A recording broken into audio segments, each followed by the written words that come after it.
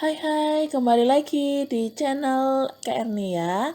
Oke, kali ini kita akan membahas tentang apa itu teks fiksi dan teks non-fiksi. Sebelumnya saya mau tanya, apakah kalian tahu apakah yang dimaksud dengan cerita fiksi ataupun cerita non-fiksi? Atau mungkin kalian pernah membaca cerpen atau novel?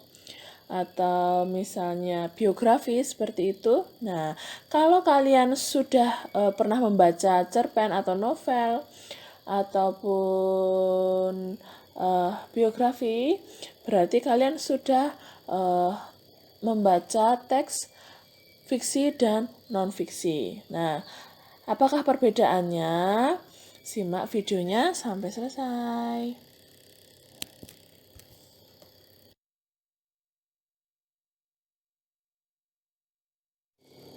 Teks sendiri itu dapat dibedakan menjadi dua, yaitu teks fiksi dan teks non-fiksi. Apakah yang membedakannya?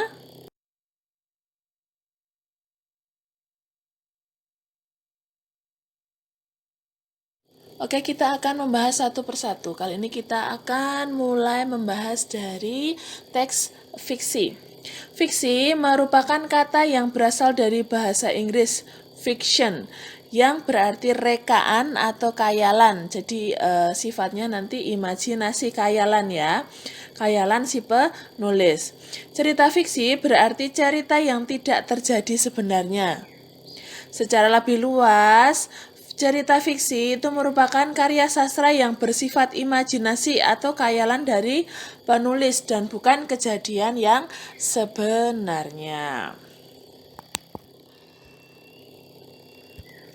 Cerita fiksi ini tidak terjadi secara sebenarnya ya di dunia nyata, tetapi hanya berdasarkan imajinasi, pikiran atau khayalan seseorang. Nah, seperti dongeng-dongeng Cinderella dan lain sebagainya seperti itu. Cerita fiksi biasanya berdasarkan sejarah, kejadian atau pengalaman hidup sang penulis atau orang lain yang dibumbui dengan imajinasi penulisnya.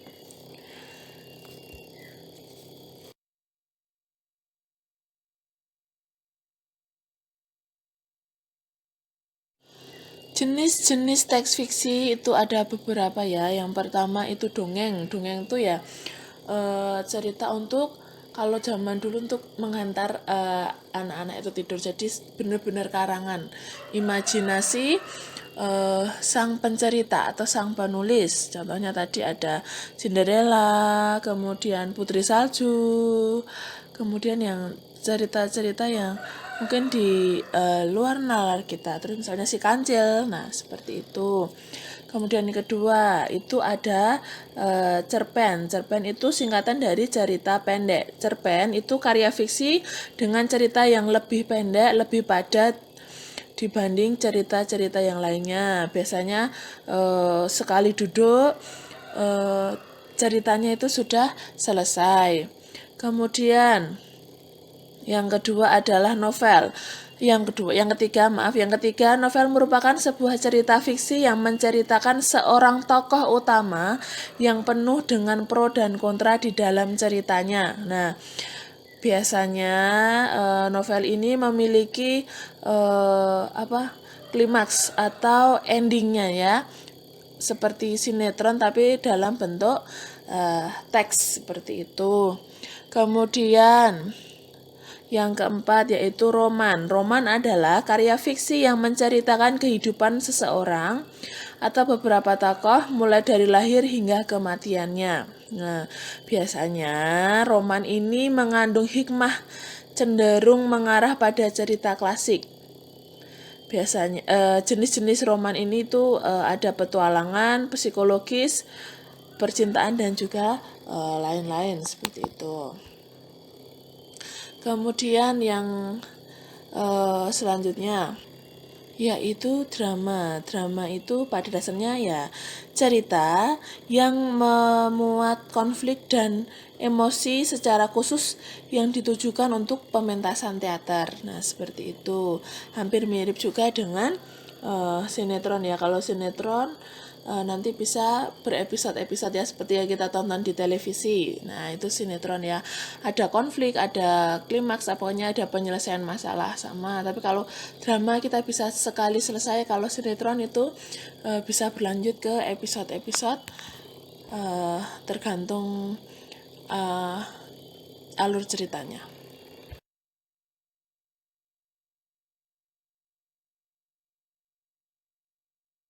Nah, berdasarkan pengertian cerita fiksi di atas atau teks fiksi, maka kita dapat mengenali sebuah karya fiksi dengan ciri-ciri sebagai berikut. Yang pertama, fiksi itu sifatnya rekaan atau imajinasi dari pengarang. Yang kedua, fiksi terdapat kebenaran yang relatif atau tidak mutlak. Maksudnya bisa kita alami pada kenyataan, bisa juga tidak. Kemudian yang ketiga, umumnya fiksi menggunakan bahasa yang bersifat konotatif atau bukan sebenarnya. Jadi pakai menggunakan bahasa kiasan misalnya. Kemudian karya fiksi tidak memiliki sistematika yang baku. Jadi ya terserah penulisnya mau seperti apa alurnya ya, karena itu imajinasi sang penulis. Kemudian umumnya karya fiksi menyasar emosi atau perasaan pembaca bukan logika. Jadi bawa perasaan, kalau anak zaman sekarang itu baper ya. Jadi membawa perasaan kita masuk ke dalam cerita tersebut.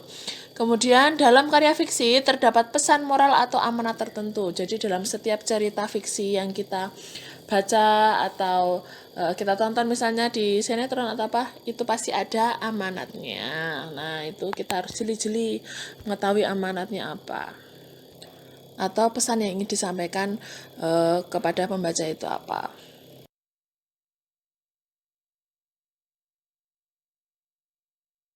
Yang selanjutnya adalah cerita non-fiksi. Nah, cerita non-fiksi ini merupakan karya seni yang sifatnya faktual, sehingga di dalamnya mengandung kejadian nyata ya. Faktual itu nyata.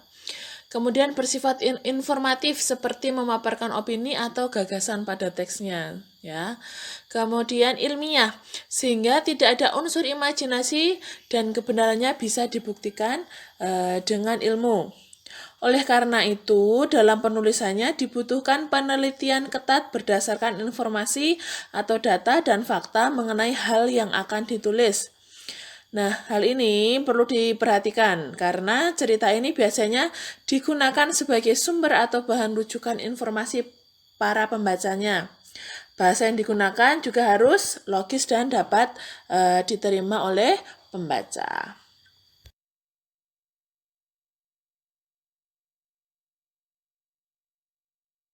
Akan lebih memperdalam lagi apakah perbedaan antara teks fiksi dan non-fiksi, kita akan lanjut ke ciri-ciri teks non-fiksi atau cerita non-fiksi ya. Cerita non-fiksi yang pertama itu memiliki ciri ditulis berdasarkan realita, fakta atau kejadian yang benar-benar terjadi dalam kehidupan sehari-hari. Ya, karena informasi yang faktual dan dipercaya oleh pembaca ini yang dibutuhkan ya, ini hal pentingnya. Kemudian yang kedua, menggunakan bahasa formal sesuai dengan kaidah pedoman umum ejaan bahasa Indonesia atau PUEBI. Ciri berikutnya adalah menggunakan bahasa denotatif. Denotatif itu apa? Sesuai dengan makna aslinya. Ya, jadi tidak bermakna ganda ya. Jadi tidak bermakna ganda. Maksudnya mempunyai arti yang berbeda gitu ya. Satu kata mengandung dua arti, tidak seperti itu. Hal ini dilakukan agar tafsir pembaca sesuai dengan makna yang hendak disampaikan oleh penulis ya. Kemudian yang selanjutnya, ciri berikutnya berupaya mencapai objektivitas yang tinggi. Mengapa upaya ini dilakukan? Agar data dan fakta itu sampai ke pembaca sesuai dengan kebenarannya. tidak dipengaruhi oleh subjektivitas penulis. Maksudnya bukan pandangan penulisnya sendiri. Subjektif itu kan berarti pandangan satu orang ya, bukan pandangannya sendiri, tetapi secara objektif. Jadi menurut pandangan beberapa orang seperti itu. Jadi tidak egois ya ibaratnya gitu. Kemudian menyajikan penemuan baru atau menyempurnakan penemuan yang sudah ada. Jadi sudah ada, kita bisa dua kegiatan ya. Kalau yang penemuan baru berarti kita kan melakukan inovasi sendiri. Kalau menyempurnakan yang sudah ada penemuan, kita kembali menggali lagi apa kekurangannya, apa yang bisa ditambahi lagi seperti itu.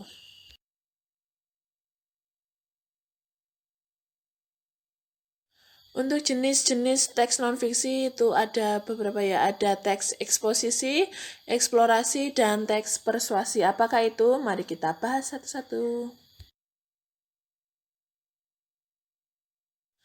Yang pertama, teks eksposisi, yaitu teks yang mengandung informasi atau pengetahuan yang mencoba digambarkan dalam bentuk padat, singkat, dan jelas. Jadi isinya tuh informasi, seperti berita singkat dan lain sebagainya, seperti itu. Suatu kejadian ya, tetapi secara singkat dan padat.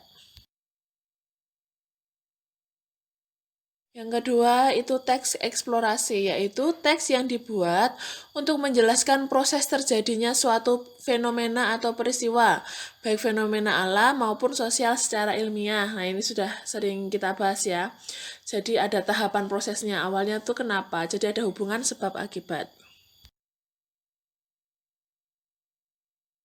Kemudian teks persuasi, yaitu teks yang bersifat membujuk. Jadi dalam teks persuasif itu berisi tulisan yang bertujuan meyakinkan pembaca agar tertarik dan mengambil tindakan tertentu. Jadi bisa juga dikatakan teks persuasif itu adalah teks ajakan.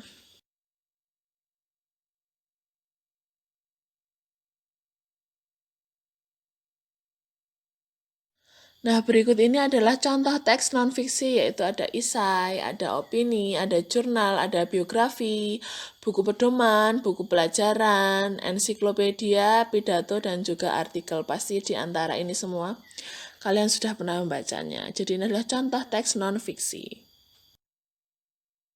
Oke, terima kasih atas perhatian kalian. Terima kasih atas partisipasi kalian dalam mengikuti video pembelajaran ini. Semoga video ini dapat membantu kalian belajar di rumah. Tetap sehat, tetap semangat. Sampai jumpa di video selanjutnya.